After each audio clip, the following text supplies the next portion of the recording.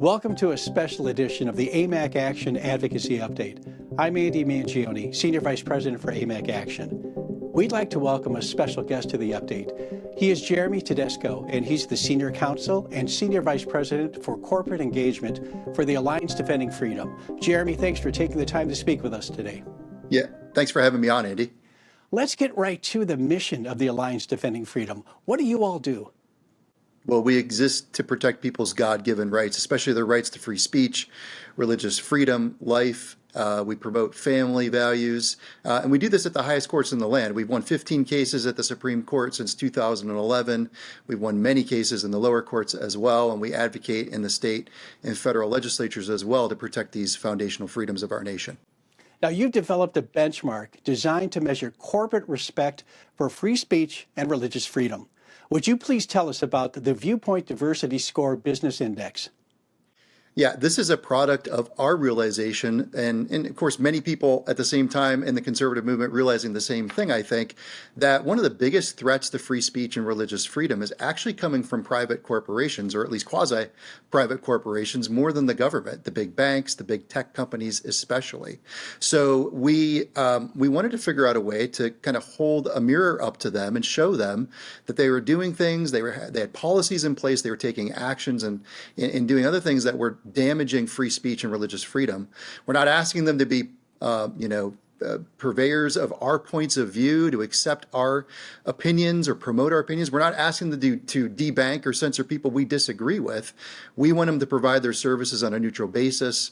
We want them to get out of politics and treat people with dignity and respect based on the fact that we are all created in the image of God, rather than based on some kind of box-checking exercise like the left does.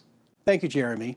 Now let's talk about an initiative AMAC Action worked alongside the Alliance Defending Freedom that involved this index. It concerned the world's biggest bank, JP Chase, and their lack of respect for the free speech and religious freedom rights of their customers. Yeah, that's right. One of the biggest problems in the financial industries, banks especially, are these vague policies, reputational risk policies, social risk policies. They give banks and bank employees kind of carte blanche authority to discriminate against customers based on their political or religious views. We usually see this, like I said, under social risk policies that say, we're not going to provide services to people who promote hate or, promote intolerance. Well, those are just, code words for, if we don't like your views, we're not going to provide you services. And Chase had actually had this policy on the books for years on their payment processing side of their business, and they had actually relied on it several times to debank people for political or religious reasons. So last year, we stood up a shareholder advocacy campaign aimed at Chase, aimed at the broad problem at Chase of debanking, and we focused as part of that campaign on this social risk policy and their payment processing terms of service, and said this is something that you need to get rid of to make sure that people understand they're not going to be debanked by Chase because of their religious or political views. And we partnered with you and many others as we mounted that campaign. And one of the things that AMAC did, we really appreciated, was they asked their members to send a message to Chase saying, we don't like the fact that you've got this track record and these policies that allow for debanking of people for political and religious reasons, and we think you ought to stop that. And that, plus a lot of other efforts, I think ultimately pushed them over the finish line to actually abandoning that policy this year.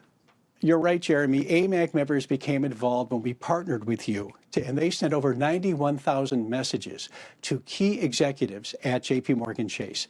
They contacted the CEO, they contacted the CFO, the General Counsel, and they basically told them to stop trampling upon the rights, the First Amendment rights of their customers, and urged them to engage in the survey, engage in the Viewpoint Diversity Business, and engage in the Viewpoint Diversity Score Business Index. So that happened, and I think there was a revelation at the end of last year. You had noted that some of these litmus tests for ESG and DEI were dropped, weren't they? The efforts of AMAC and its members really make a difference. Chase needs to hear from their customers as much as they need to hear from other constituents like their shareholders about these problems. And ultimately, the culmination of these efforts was when we went to score Chase this year on our index, we found that they had dropped their social risk policy. And so that risk of viewpoint-based debanking was eliminated from Chase's policies. This is a really significant step. This is one of the main things that we're driving for in the financial industries through the work we do with our index. Drop these policies that allow for bank employees and even external activists, whether they be private actors or government regulators, to co-opt your bank's policies to punish viewpoints that people don't like. So this is a really huge step from JP Morgan Chase. Your members certainly contributed to it, and we're very grateful for your help in getting that done. We're very happy to work with you. Now, if you fast forward to this year, and just in May, earlier in May, there was another annual meeting at JP Morgan Chase, and a resolution was withdrawn because of the positive signs that are emanating from JP Morgan Chase management to stop these kinds of practices. That's right. We've seen some good faith efforts, not just the dropping of that policy, but Chase actually pointed out to us in a meeting we had in the run up to their annual shareholder meeting that they have started to purposefully put out in some of their annual reports on climate and other areas their affirmative commitment to provide financial services regardless of people's political, social, or religious viewpoints. Now, our message to them is that's a great step too. But we want you to put those protections affirmatively in your customer-facing codes of conduct. And so, this is an ongoing conversation with Chase, as it is with every bank and financial institution we score. We think this is a big win that Chase is starting to drop these bad policies, make these kind of affirmations in some of their reports. The next step is let's see those in your codes of conduct. Let's just test and make sure that they're acting in good faith. I mean, we have every reason to believe they're acting in good faith, and that's part of the reason why the shareholder resolution you mentioned that was going to be on their proxy ballot in May of this year got withdrawn. We were working with that shareholder. That resolution was about DEI's impact on the workplace. But because Chase had responded so favorably over the last several months, that shareholder said, look, I'm going to withdraw this in good faith. You've said you're going to commit to ongoing communications with the shareholder and with us at Alliance Defending Freedom. And we're going to continue to have those conversations with Chase and continue to try to push them to adopt better and better practices along these lines. Well, congratulations on a big win, and AMAC Action and AMAC and our members we're very happy to participate from a grassroots perspective. It just shows the combination of the power of the grassroots. When people hear when private companies hear from their customers, I think it really resonates with them. And I think JP Morgan Chase, the world's largest bank, proves that point. I think that's right. I think a lot of people, unfortunately, think that these big corporations are lost to us. I don't think that's true. There are good people inside those institutions that agree with a lot of the things that we promote. And they're also market actors who care about what their customers think.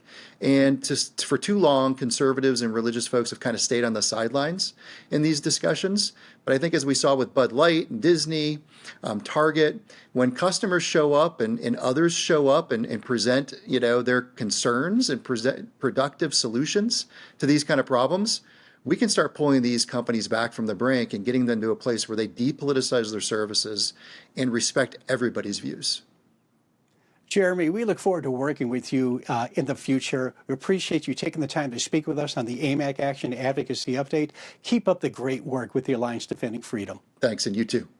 The Association of Mature American Citizens is the conservative voice for Americans 50 and older. AMAC is fighting for the values that you hold dear. Join today. Together, we can write the course of America.